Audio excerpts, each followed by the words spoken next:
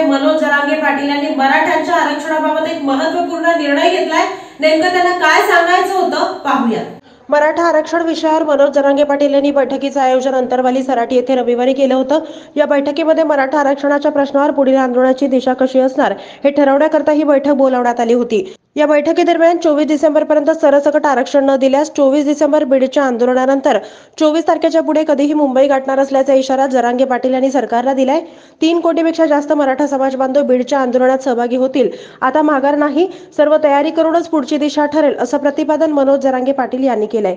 या बैठकीदरम्यान राज्यातील एकाही शेतकऱ्यांना त्रास देऊ नका असं मनोज जरांगे पाटील यांनी मुख्यमंत्री एकनाथ शिंदे, उपमुख्यमंत्री देवेंद्र फडणवीस, अजित पवार यांना आवाहन करत न्यायासाठी आमच्या लेकरांकरिता आम्ही काही करू, मुंबई देशाची राजधानी आहे, ती बघायला आम्ही जाऊ नये का असा जरांगे पाटील यांनी प्रश्न विचारला। तसेच येथून पुढे जातीपेक्षा जास्त नेत्यांना स्थान नाही असंही त्यांनी बैठकीदरम्यान वक्तव्य केले। छत्रपती शिवराय वंदन करून सर्व महापुरुषांना वंदन करून महाराष्ट्रातल्या कानाकोपऱ्यातून प्रचंड संख्येने आलेल्या बांधवांच्या चरणी खरोखर मनापासून नतमस्तक होतो।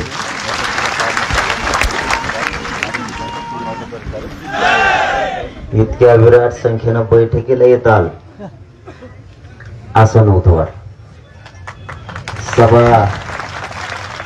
सभा बघितल्या पण बैठक एवढ्या विराट संख्येनं मी पहिल्यांदाच बघितली।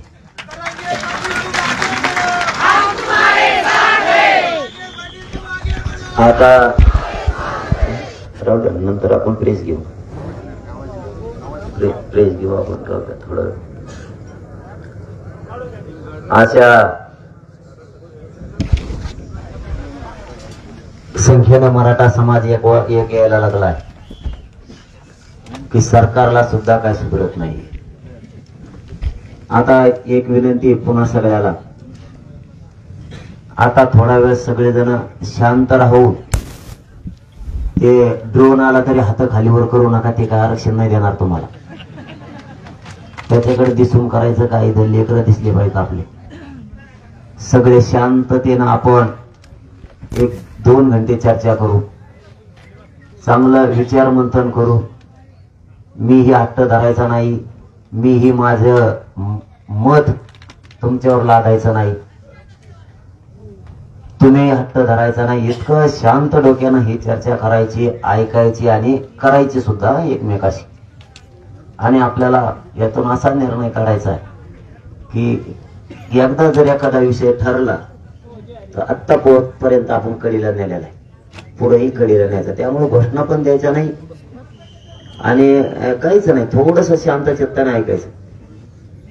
इकडचं झालं का, इकडचं जर झालं असलं ना तर थोडस आपण आता आरडा कमी करू, कारण आपण मुद्द्याला हात घालणार। 24 डिसेंबर आपण तारीख दिली, सरकारनं आपल्याकडून घेतली, यावर आपल्याला सविस्तर चर्चा करायची। आतापर्यंत सरकारची भूमिका काय होती, आज काय आहे, आपल्याला आरक्षण कोणचं पाहिजे, ते कसं मिळवायचंय याच्यावर चर्चा करायची। सरकार 24 डिसेंबर पर्यंत त्यांना आपण वेळ दिलेला आहे, त्यातला एकही घंटा आपण आताही कमी केलेला नाही। सरकार तिथपर्यंत देणार आहे की नाही देणार त्यावर आपल्याला चर्चा करायची। 24 डिसेंबरच्या नंतर आंदोलनाची दिशा काय यावर आपल्याला चर्चा करायची। आपल्या समाजानं आतापर्यंत किती लढे उभा केले त्याच्यावर पण चर्चा करायची। ओबीसी आयोगाचा याच्यावर काय रोल आहे त्यावर पण आपल्याला चर्चा करायची। आपल्या नोंदीला पादा आहे का, मिळालेल्या ज्यांना प्रमाणपत्र दिलेत ते आता थांबवलेत की नाही थांबवलेत,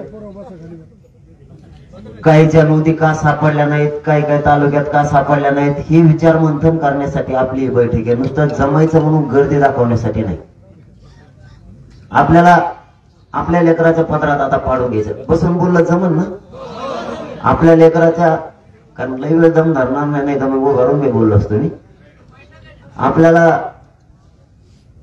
आपल्या मुलांच्या पदरात 70 वर्ष कमवून पडलं नाही, आता काय काय पाडून घ्यायचंय, त्या नोंदी किती मिळाल्यात, त्याचा लाभ किती जणाला होणार आहे, याच्यावर चर्चा करून आपल्याला आता मार्ग काढायचा.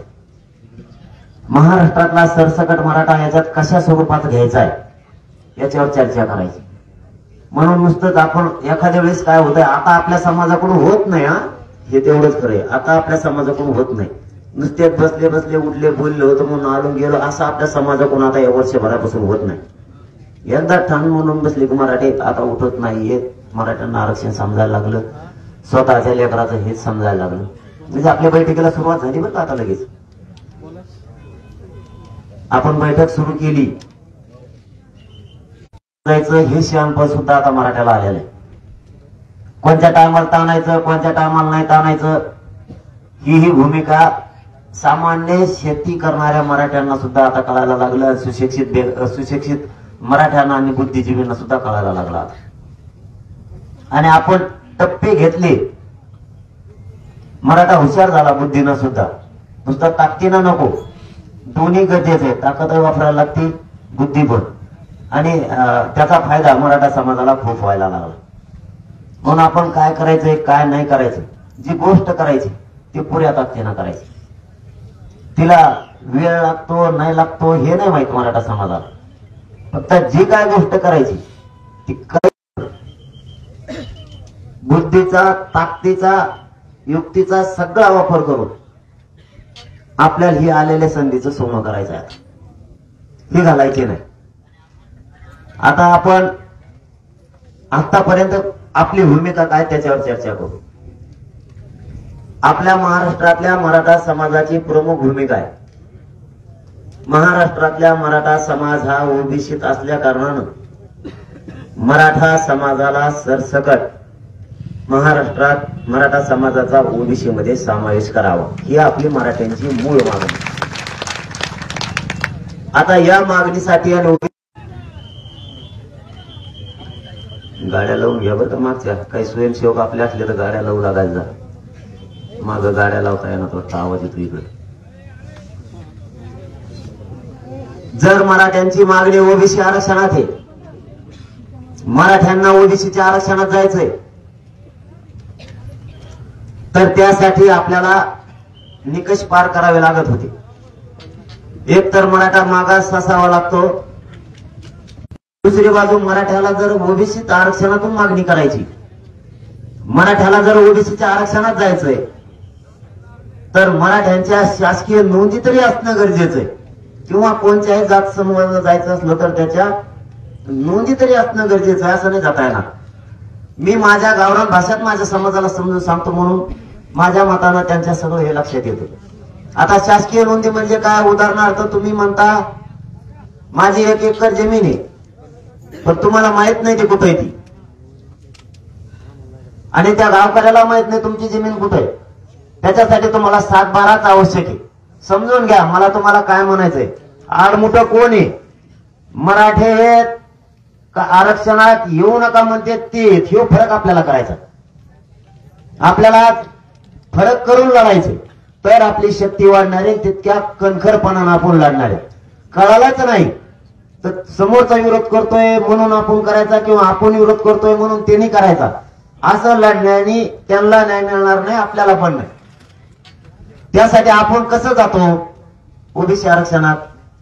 तुम्हाला ज्या वेळेस लक्षात येईल की माझ्या 1 एकर जमिनीचा मला 7/12 मिळाला तरच तुमची खरी जमीन आहे. तुमची दादागिरीनं जरी एखाद्याने बळी केली असली तरी तुम्हाला 7/12 सापडला म्हणल्यावर द्यावा लागणार.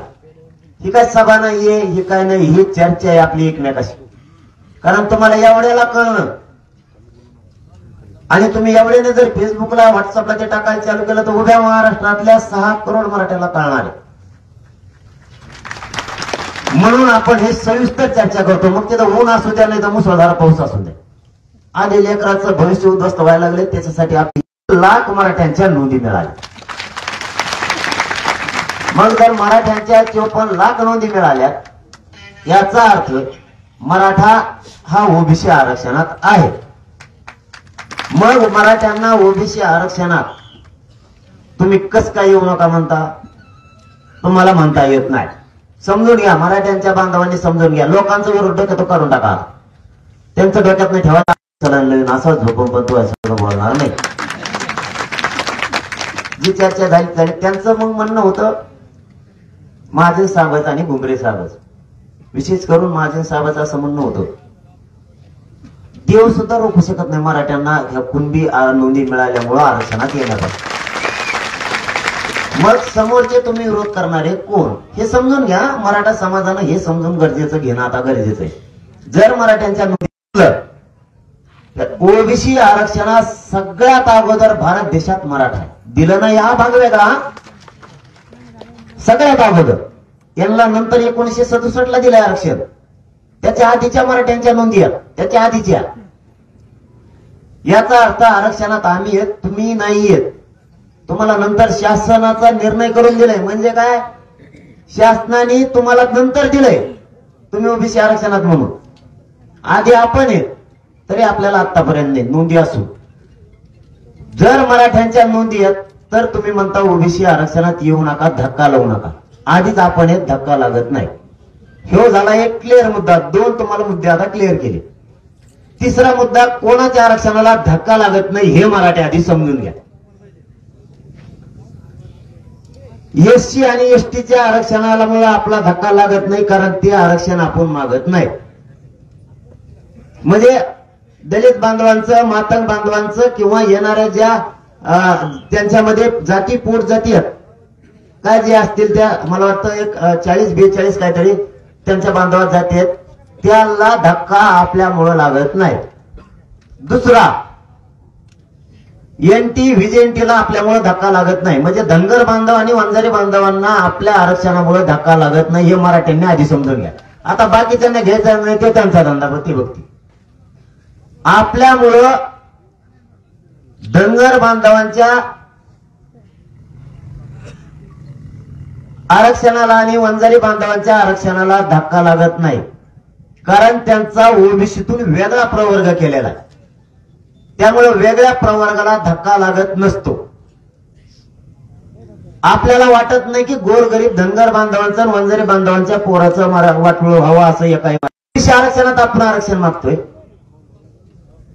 ह्या आरक्षणात पूर्वीपासूनच आपण आहे, त्यामुळे धक्का लागायचा प्रश्न नाही. फक्त आपल्यालाच माहित नव्हतं, आपणच आपली बाजू मान्य करून घेऊ. आपल्यालाच माहित नव्हतं की आपली जमीन तिथे. आपल्याला कोणीतरी सांगितलं 200 किलोमीटरवर तुमची जमीन आहे म्हणून आपण 200 किलोमीटरवर हिंडत बसलो, ती सापडीत बसलो, कारण तिथं ती सापडणारच नव्हती. माझी जमीन उदाहरणार्थ जर अंतरवाली ती आणि मी जर नांदेडला जाऊन सापडले, ती सापडेल का? कारण ते सर्वे नंबर, गाव नंबर, जिल्हा नंबर ते इथला. ही परिस्थिती आपली आतापर्यंत झाली आहे. त्यामुळे आपण ओबीसी आरक्षणात कोणाला धक्का लागायचा संबंध नाही. फक्त याला राजकीय इच्छाशक्ती लागते. जर मतासाठी यांना मत मिळवण्यासाठी जर हे म्हणणार असले ओबीसी आरक्षणाला आम्ही धक्का लागू देणार नाहीत, ह्या शब्दावर आम्ही ठाम आहेत, जर असं सरकार म्हणत असेल तर ही मराठ्यांची फसवणूक. कारण मराठ्यांच्या ओबीसी आरक्षणातल्या नोंदी सापडल्या. दुसरा मुद्दा, ओबीसीला धक्का मराठ्यांचा लागतच नाही. फक्त मतासाठी तुम्ही आमच्या संग खोटं बोलताय की ओबीसीला धक्का न लागता आम्ही तुम्हाला आरक्षण देतो. त्यांना धक्का लागतच नाही. तुम्ही त्यांच्या मतासाठी आमच्या पोराचे मुद्दे पाडणार का आता? म्हणजे मराठ्यांना इतकं हलक्यात घेऊ नका. मराठ्यांचं मत घेऊन मोठं होणार, गोरगरीब मराठ्यांचं मत घेऊन मोठं होणार. श्रीमंत मराठ्यांचं जिथं आमची जमीनच नाही ती म्हणजे त्या वावरावाला कवर ठेवणार आहे. तुम्हाला लक्षात आलंय का मी काय बोलतोय ते? उदाहरणार्थ इथं जमीन आहे माझी, तुम्ही 200 किलोमीटरवर देणार. मला माझी जमीन इथं माहित नव्हती तोपर्यंत ठीक होतं. तुम्ही मला 200 किलोमीटरची दिली, पण कशी दिली की माहिती तुम्हाला? डाव करून समोरच्याला सांगून फुलं जाऊ दे बाबा, हेले डोक्यात ताण देते तोवर भात त्याची झिमन आणि खाऊन दे त्याला 1-2-4 दिवस. लक्षात आलं तुमच्या? मग त्या पुढच्याला सांगून ठेवल्यामुळे ते दोघं होते मित्र. ते दोघं मित्र होते. मित्राने मित्राचं ऐकलं. ज्या मित्रानं ऐकलं त्याला म्हणले असते तुला देतो मंडळ काही. त्यामुळे ते बी ग बसलं, ते म्हणलं हे तू इजी आपण घेतले, आपल्याला वाटलं जमीन तर मिळाली ना, पण आपल्याला हे माहित नव्हतं ही पिढ्याना पार आयुष्यासाठी आपली, आपण भोळे अतिविश्वासू समाज आहे आपला, आणि ती आपण घेतली. 8-15 दिवस गेले की ते म्हणलं होय माझ्या वावराच्या बाहेर साहेब आपल्याजवळ कागदच नाही ना, व्हायला लागलं.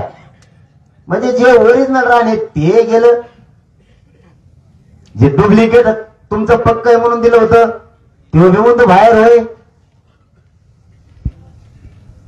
त्यामुळं आपल्याला ते तात्पुरतं नकोय, आपला हक्काचं आहे.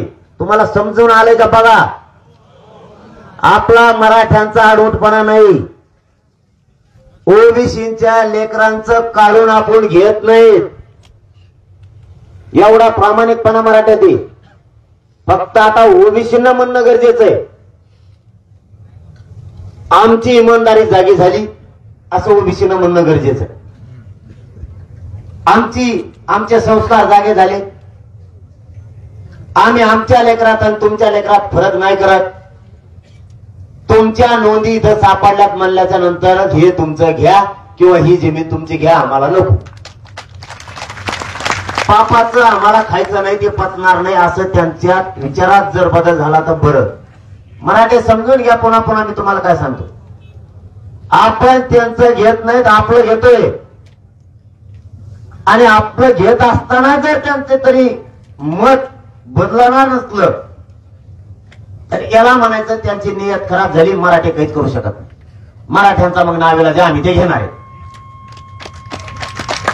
तुम्ही तुमच्या मनात बदल करा. माझ्या बांधाच्या शेजारी याचाच बांध होता, फक्त मी ते इथं नव्हता तो वर फोडून सपाट केलता, मोकळ्या मनाने म्हणा.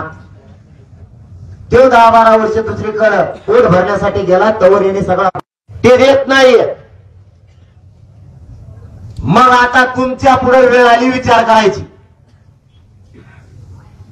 ती जी जमीन आहे ती घ्यायची का तुमचे पोरं उपाशी मरून द्यायचे का ऊस तोडायला पाठवायचे तुम्ही ठरवायचे. साठी आता हा मुद्दा क्लिअर केला, त्याच्यासाठी काय ठरलं ते सांगतो. वेळ तर सगळ्याकडे आज असणाऱ्याची सविस्तर चर्चा करायची. आज ऊन लागून येतं, तिकडे काय होतं मी मंडप काढायला येत असतो महाराष्ट्रासाठी. पण आता ना नीटनेटकेपणा आणि आरक्षणच घ्यायचं, मग तिकडे काय हो, फक्त बुद्धीचा वापर करून निर्णय घेताना बी शांत डोक्यानं. उगा ते पहिलं होतं पळा म्हणले की पळा, आता पळा म्हणलं की पळा नाही, आता दमानेच चला. बरं पळाला सुद्धा होरगडून माग वडी नाही, समजत नाही पुढं काळ पुढे तर खोटं बोलायला, पुढे पळायचंच नाही. आता सगळे संघच, पाठीमागं नाही पुढं नाही मागं नाही, सगळे संघच. आता सगळ्यांनी संघच चालायचं. 2 घंटे पाणी तहान लागली तरी नका पिऊ. समजा पाण्यामुळे जास्त त्रास व्हायला लागला जा, नाही म्हणतो उठू नका म्हणलं तरी तसंच, मग तुम्ही तसेच बसता. पाण्यासाठी जा, पण विनाकारण उगाच उठू नका. काही तर विरोध मी लढिंग काय लढिंग आपण बार तुम्ही आमचे जनते जास्तच लढत आहे.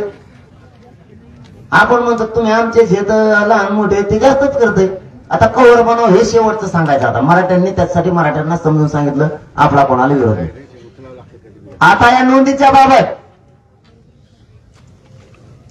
आता काय ठरलं, नोंदी ज्या मिळाल्या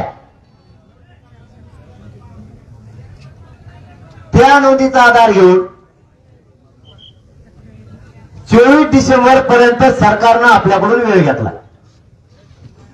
काय करण्यासाठी घेतलाय, ज्या नोंदी मिळाल्या त्या नोंदीच्या आधारावर त्याचा अहवाल बनवून महाराष्ट्रातल्या मराठा समाजाला आरक्षण देण्यासाठी 24 डिसेंबर पर्यंत कायदा पारित करू, यासाठी त्यांनी आपल्याकडून वेळ घेतला. वेळ घेताना कोण, वेळ घेताना सगळे मंत्री तुम्ही बघितलेले.